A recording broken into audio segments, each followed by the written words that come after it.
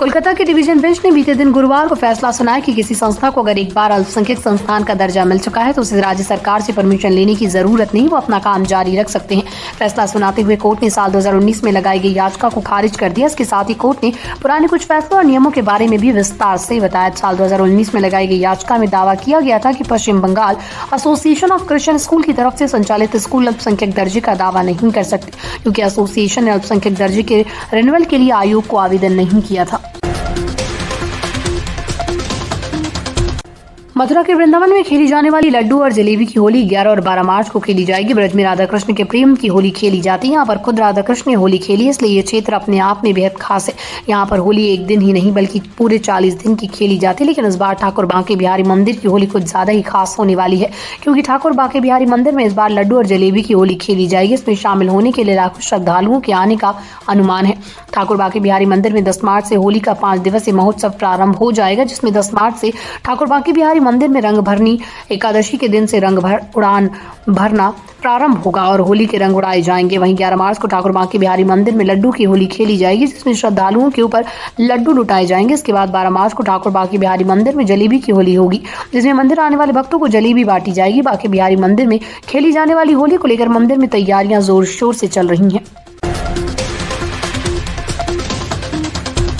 केंद्रीय मंत्री नितिन गडकरी ने भारत में किस तरह के समाज की जरूरत है, इसको लेकर एक बड़ी बात की। उन्होंने कहा कि हमें कैसे समाज का निर्माण करना चाहिए जहां किसी को जाति, लिंग, धर्म या सामाजिक स्थिति के आधार पर नहीं आंका जाए, बल्कि उनकी प्रतिभा और योगदान के आधार पर आंका जाए। गडकरी ने आगे कहा कि दुनिया अब बदल गई और महिलाओं को अपने लिंग के आधार पर सीमित महसूस नहीं करना चाहिए। उन्होंने कहा कि जहाँ योग्यता मौजूद है वहाँ महिलाएं नेतृत्व कर रही हैं। शीर्ष उपलब्धि हासिल करने वालों में 75% महिलाएं हैं। गडकरी ने नई दिल्ली में महिलाओं के लिए आयोजित एक कार्यक्रम में ये बात कही।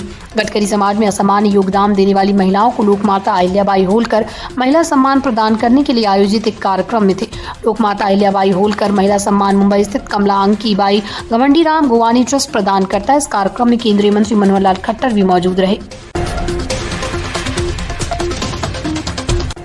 महिला प्रीमियर लीग के पहले सीजन की चैंपियन मुंबई इंडियंस लगातार तीसरी बार प्लेऑफ के लिए क्वालिफाई करने के करीब है। हरमनप्रीत कौर की कप्तानी वाली मुंबई ने अपने छठे मैच में एक शानदार जीत दर्ज करते हुए अगले राउंड में पहुंचने की उम्मीदों को मजबूती दी।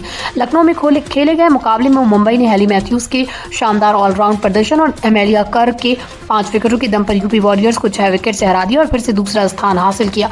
वहीं इस हार के साथ यूपी का सफर लगभग खत्म हो गया। बेंगलुरु के बाद लखनऊ में चल रहे WPL 2025 के मुकाबलों में गुरुवार 6 मार्च की शाम लीग की मजबूत टीम मुंबई और इस सीजन की फिसड्डी टीम यूपी की टक्कर हुई।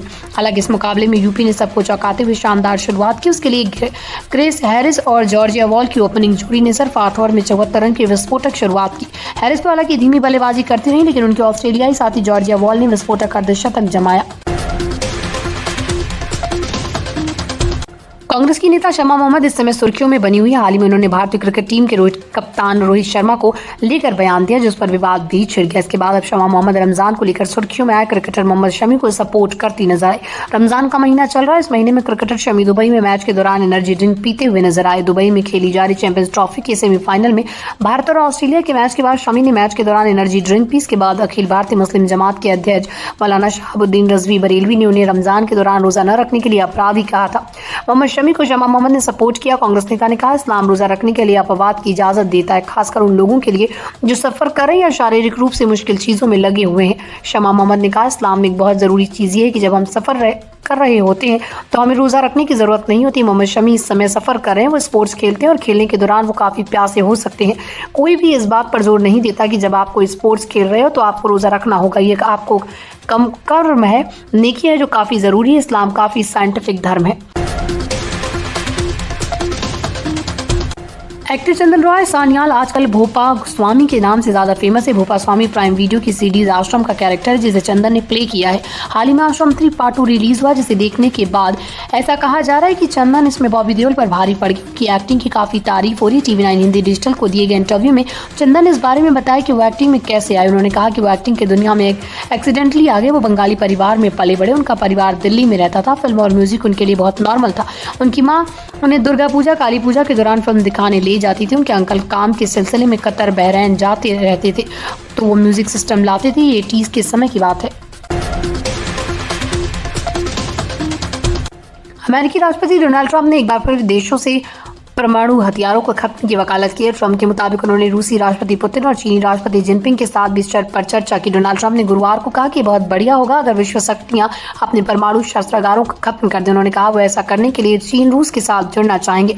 ओवल ऑफिस में पत्रकारों से ट्रंप ने कहा कि बहुत बढ़िया होगा अगर सभी अपने परमाणु हथियारों से छुटकारा पा लें। रूस और हमारे पास अब तक सबसे अधिक परमाणु हथियार हैं। चीन के पास 4 या 5 सालों के भीतर समान मात्रा में परमाणु हथियार होंगे। ये बहुत बढ़िया होगा अगर हम सभी परमाणु निरस्तीकरण कर सकें, क्योंकि परमाणु हथियारों की शक्ति पागलपन भरी है। दिल्ली में बीजेपी सांसदों ने अपने घर का पता खुद ही बदल दिया है। घर के पते में तुगलक लेन की जगह स्वामी विवेकानंद मार्ग लिखवा लिया। यूपी के राज्यसभा सांसद डॉक्टर दिनेश शर्मा ने अपने 6 तुगलक लेन का नाम बदलकर 6 विवेकानंद मार्ग लिखवा दिया। दिनेश शर्मा के घर के पास से ही सांसद कृष्णपाल गुर्जर का सरकारी आवास, उन्होंने भी 8 तुगलक लेन का नाम बदलकर 8 स्वामी विवेकानंद मार्ग लिखवा लिया। इसके अलावा और कई ऐसे नेता और अधिकारी हैं जिन्होंने अपने घर का पता खुद ही बदल लिया। वाइस एडमिरल किरण देशमुख ने भी अपने सरकारी आवास का पता बदल लिया। उन्होंने अपने 4 तुगलक लेन का नाम बदलकर 4 विवेकानंद मार्ग लिखवा दिया।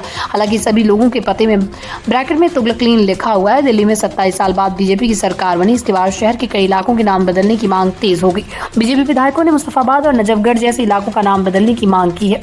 मोहन सिंह बिष्ट ने मुस्तफाबाद का नाम बदलकर शिवपुरी या शिव विहार करने का प्रस्ताव रखा, जबकि नीलम पहलवान ने नजफगढ़ का नाम बदलकर नाहरगढ़ करने का प्रस्ताव रखा। बिहार के गोपालगंज के रामनगर स्थित राम जानकी मठ में बागेश्वर धाम के बाबा पंडित धीरेन्द्र कृष्ण शास्त्री ने हनुमत कथा का आयोजन किया। इस दौरान उन्होंने बिहार को ज्ञान और माता जानकी की जन्मभूमि बताते हुए कहा, हिंदू राष्ट्र बनाने के लिए अगर कहीं से आवाज उठेगी तो वो सबसे ज्यादा बिहार से ही उठेगी। उन्होंने साफ शब्दों में कहा वो किसी राजनीतिक पार्टी के प्रचारक नहीं बल्कि हिंदुत्व के प्रचारक है। कथा के दौरान बाबा धीरेन्द्र शास्त्री ने विरोधियों पर भी निशाना साधा। उन्होंने कहा कि कुछ लोगों को उनके बिहार आगमन से पेट दर्द हो रहा है। पंडित धीरेन्द्र शास्त्री ने कहा, राम के राष्ट्र में राम की कथा को कौन रोक सकता है। ये देश राम कृष्ण और संतों का है और जब तक मेरे तन में प्राण रहेंगे मैं हिंदुओं के लिए जीऊंगा और मरूंगा।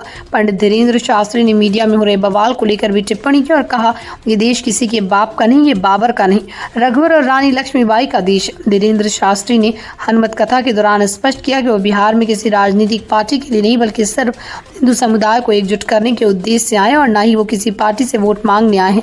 उन्होंने कहा कि 10 मार्च तक हनुमत कथा होगी और 8 मार्च को दिव्य दरबार लगेगा। प्रधानमंत्री नरेंद्र मोदी शनिवार को अंतर्राष्ट्रीय महिला दिवस के मौके पर गुजरात के नवसारी में लखपति दीदी कार्यक्रम में 1,10,000 से अधिक महिलाओं को संबोधित करेंगे। पीएम मोदी राज्य भर में 25,000 से अधिक स्वयं सहायता समूह की 2.5 लाख से अधिक महिलाओं को 450 करोड़ रुपए से अधिक की वित्तीय सहायता वितरित करेंगे। पीएम मोदी शुक्रवार को 2 दिवसीय दौरे पर गुजरात पहुंचेंगे। सूत्रों के मुताबिक नवसारी की वानसी बोरसी में होने वाले कार्यक्रम में सभी व्यवस्थाएं महिला पुलिसकर्मी व कर्मचारी ही देखेंगे। ये कार्यक्रम पुलिसिंग के क्षेत्र में एक नया मील का पत्थर स्थापित करेगा, क्योंकि कानून और व्यवस्था के सभी पहलुओं के साथ साथ कार्यक्रम की व्यवस्था महिला पुलिस अधिकारी के हाथों में होगी। कुल 2165 constable, 187 inspector, 61 sub inspector, 19 DSP, 5 DSP, 1 police महानिरीक्षक और 1 अतिरिक्त पुलिस महानिदेशक इस समग्र कार्यक्रम की जिम्मेदारी संभालेंगी।